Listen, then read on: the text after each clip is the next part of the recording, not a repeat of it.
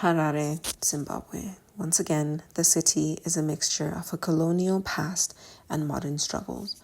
Wide boulevards jostling with unplanned suburbs, Art Deco buildings along shanty towns, a place where privilege and poverty coexist. In the year 2000, Zimbabwe was entering turbulent waters, economic decline, political instability, and social inequalities. It was during this period, in one of Harare's most affluent suburbs, Chizipiti, that a crime unfolded that would lead to one young man's journey from death row to redemption. This is the case of Godden Matanga.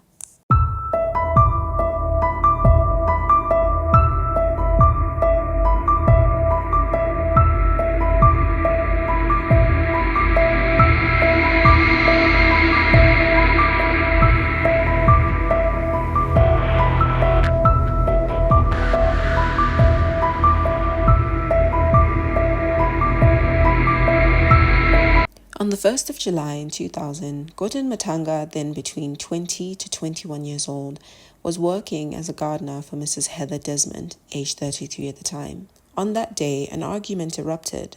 Matanga says Mrs. Desmond verbally attacked him for burning rubbish near her favorite flowers. Things escalated quickly, and in the heat of the argument, Matanga says he hit her and she fell against a rock. Realizing what he had done, Matanga panicked. To hide evidence, he partly burned the body. He then involved two others, his cousin Gaidson Kanyemba, aged about 26, and a friend Charles Farai Mabika, age unknown. He gave them Mrs. Desmond's car, instructing them to dispose of it and to make it look like she had disappeared. As time went on, a search for Mrs. Desmond was conducted after her family noticed that she'd gone missing. Unbeknownst to Godden, the car he had asked his cousin and friend to dispose of had not been disposed. Instead, the number plates had been changed, and the car was being used for joyrides. How this was found out? One of the co-accused friends tipped off CID because of a reward from the victim's family. Matanga and the others were arrested roughly 2 weeks after the incident. When arrested, they implicated Matanga. He attempted to ingest rat poison in desperation, but was caught in the nick of time. As part of the police investigation, Matanga led the police to a pile of ashes, which he said were the remains of Mrs. Desmond. He fainted or lost consciousness due to the poison shortly after pointing out where he had buried the deceased. He later woke up in Harare Central Hospital, or also known then at the time Salim Mugabe Central Hospital, chained and guarded. The trial lasted several months. On the 20th of June 2001, Matanga was convicted of murder. He was 21 years old at the time. To make matters worse, he received the death sentence. In addition to this, he got an extra 8 years for theft.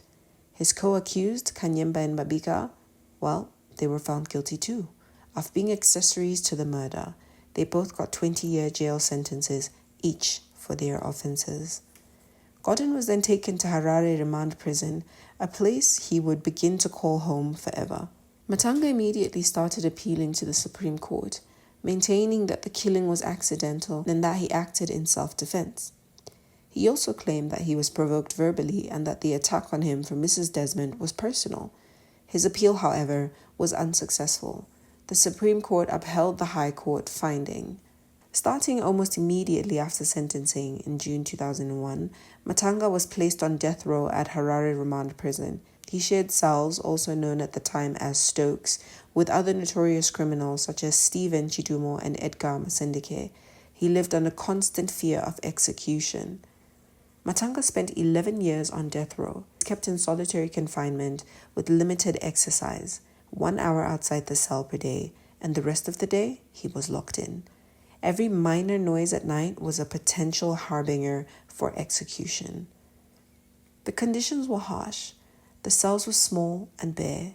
They held nothing more than a mat, blanket, Bible, a bottle of water, and a toilet seat to keep him company. The walls were also slippery, and the cells provided minimal comfort. The psychological pressure was immense. Matanga recounts constant regret, crying, and fear of the unknown timing of death. During this time, his faith became his anchoring point. He began reading the Bible cover to cover, praying and reflecting. He was also influenced by the companionship of other inmates, particularly Chidumo and Masindeke. There were moments he witnessed them praying before his set execution date, Chidumo particularly. Miraculously, however, after 11 years on death row, in 2012, Matanga's death sentence was commuted to life imprisonment. When the commutation occurred, he then continued serving time, now under life imprisonment rather than impending execution. However, as time went on, luck proved to continue to be on Godden's side. He received news that he'd be released in 2021, after serving approximately 20 years in prison, including the death row years and time after the commutation. And so the day came in 2021 where Godden got released and was free to rejoin society. Since his release, he has embraced Christianity, speaking openly about his faith and using his story as one of redemption and forgiveness. There is a link in the bio of a video where he conducted an interview on YouTube with a Zimbabwean host. So if you're interested to get to know more about the story, I'll leave that linked in the description box below. Well, that's it for today, folks. What did you think of this one? Do you think Godden deserved leniency? Was his crime an accident? Do you think Mrs. Desmond's family got justice? Let me know in the comment section, and I'll see you in the next one.